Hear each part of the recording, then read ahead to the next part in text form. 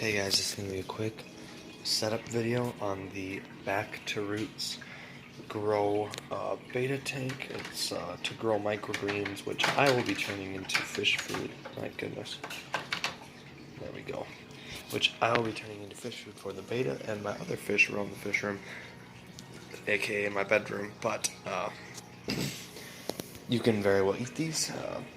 It supplies you with wheatgrass seeds and radish microgreen seeds, and so they supply you with the grass and the radishes, and then you can pick literally anything else that you want to do in this. I picked a small lettuce, mixed lettuce, to do in it. So yeah, so just you can get creative with that, or you can just keep it simple like I did with lettuce, because I know it's super easy to grow. So what we did here is, this is the super easy part of the setup. You fill the tank. They do give you a little bit of substrate, but it's not enough, so I put in some of my own that I collected from the creek.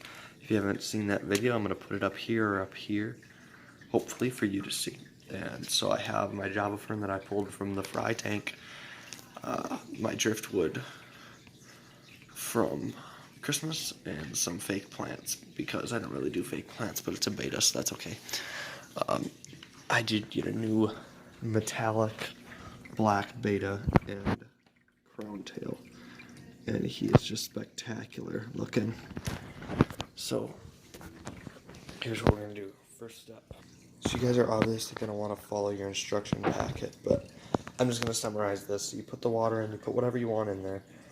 There's a little bit of dechlorinator that they give you, and some bacterial starter, which I have just a teeny bit left.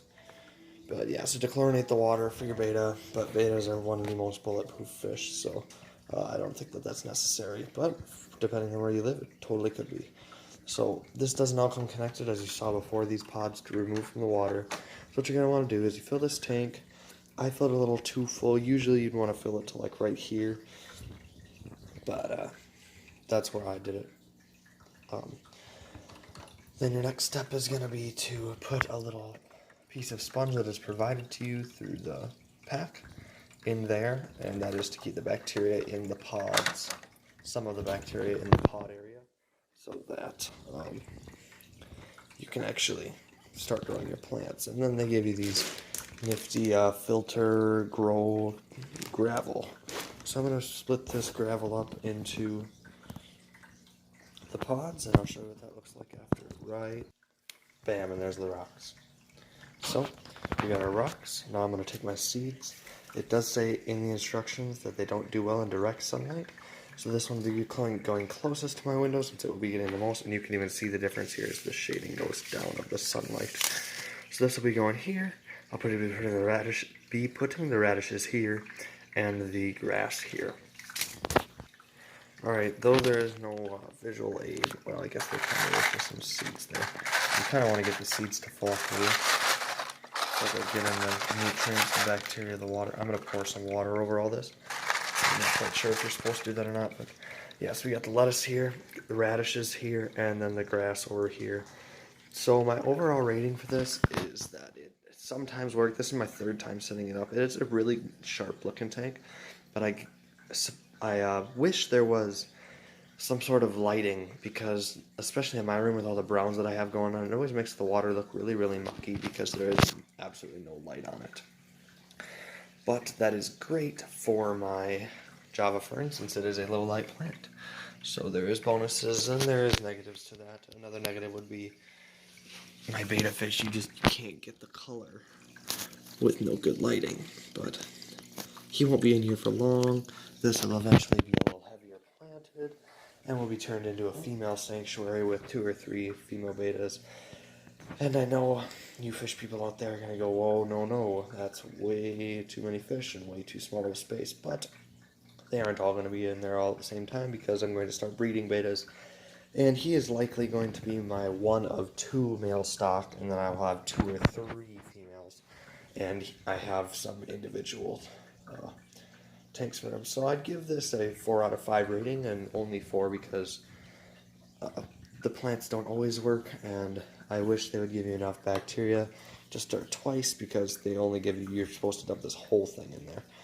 But I do think I have enough bacteria with the substrate put into the water already, because the substrate did come from the river, so that should have tons of bacteria in it, and I don't think that would die from dry milk, but I'm not quite sure on that either. So thanks for watching, guys. Again, 4 out of 5 rating on the Back to Roots.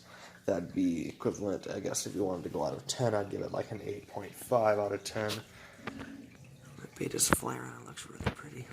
But yeah, I scored that beta for 10 bucks. It was on clearance. It was supposed to be 30 and I got it for 10, so that's kind of great. So again, if I were you guys, I'd kind of jumble the rocks around a little bit. I don't think that's in the instructions, but get those seeds to fall down in between the rocks. Do not leave any on top of the rocks so they won't grow.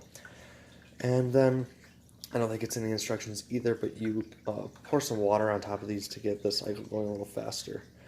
I'm going to wrap up by explaining the tank a little more because I don't think I've done that yet. So this right here is the feeding hole. You drop the feed through here. Back here you may have noticed the little engine we have going in here with the tube. That is creating the flow, sucking the water down from here through the tube and bringing fresh water consistently to the top setup. Then the sponge that we saw earlier in here, it overflows and drains back down into the tank, so it's a constant cycle.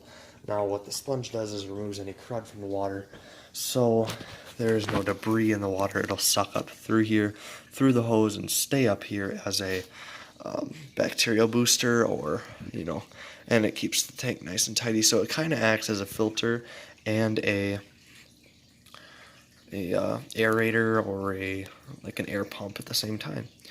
So fairly simple to use, fairly simple to set up, and usually ends up working out great. But like I said, I'm out of the bacteria because they only send you enough to start it up once. But I'll keep you guys updated on how this tank goes, and if you liked the video, please give it a thumbs up down below, and like I said, and subscribe for more videos like these. I hope to see you guys in the next videos. Thanks.